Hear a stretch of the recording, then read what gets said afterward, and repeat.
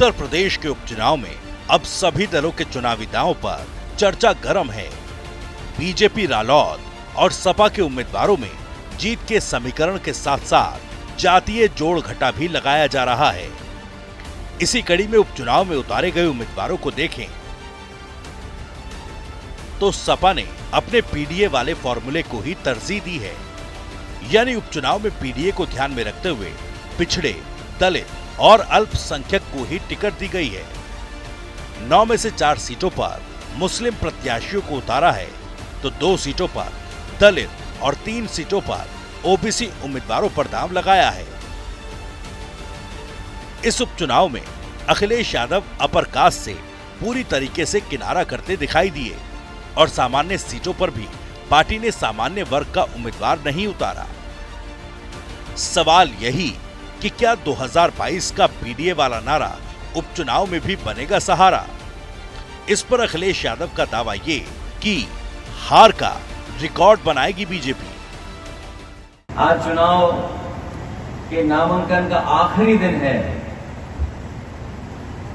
BJP की भी सूची आ गई है। बहुत इंतजार था कि बीजेपी के लोग किसको उतारेंगे।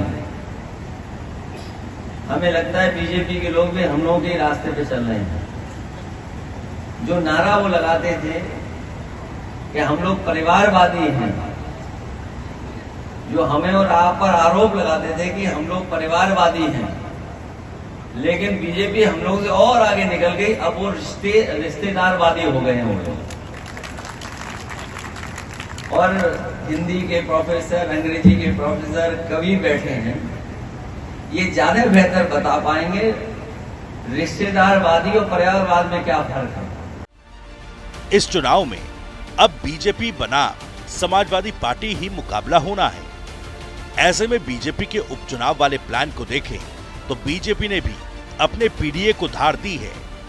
बीजेपी रालोद गठबंधन ने पिछड़े, दलित और अगड़ों को आगे रखते हुए 9 में से 6 सीटें दलित और पिछड़ों को दी हैं, जबकि 3 सीटों पर ब्राह्मण और ठाकुर चेहरे को टिकट दिया है।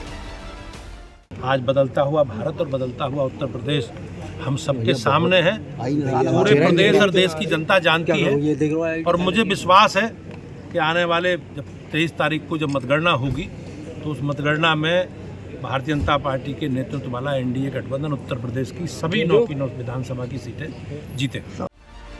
इधर उपचुनाव के रण में तमाम समीकरण हैं। पीडीए बनाम पीडीए की जंग में एक रंग पोस्टरबाजी का भी है। बीते दिनों अखिलेश यादव के लिए लगा 27 का सत्ताधीश वाला पोस्टर, जहां सियासी गलियारों में चर्चा का सबब रहा।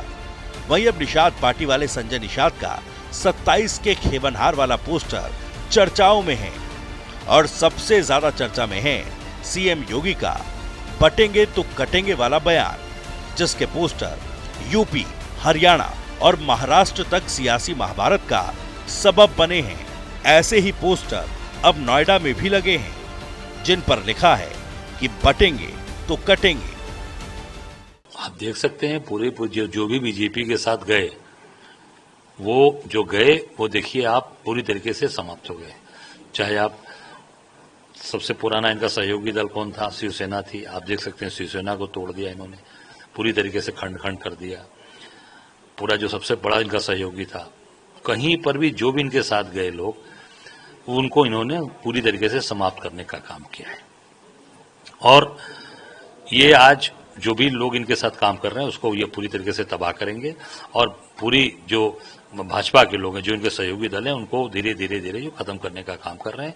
मैं इतना ही कहना चाहूंगा सहयोगी दलों से, ये समय है, अभी भी निकल लो इनसे और अपनी ताकत को बढ़ा लो। बहरहाल सपा के पीडीए में अगड़े नहीं है तो वहीं बीजेपी के पीडीए में अल्पसंख्यक नहीं है। कुल मिलाकर दोनों ही खेमे उपचुनाव में अपने अपने पीडीए के सहारे ही नैया पार लगाना चाहते हैं। ऐसे में सवाल यही है कि उपचुनाव में किसका चलेगा पीडीए दांव, कौन सा पीडीए जिताएगा चुनाव।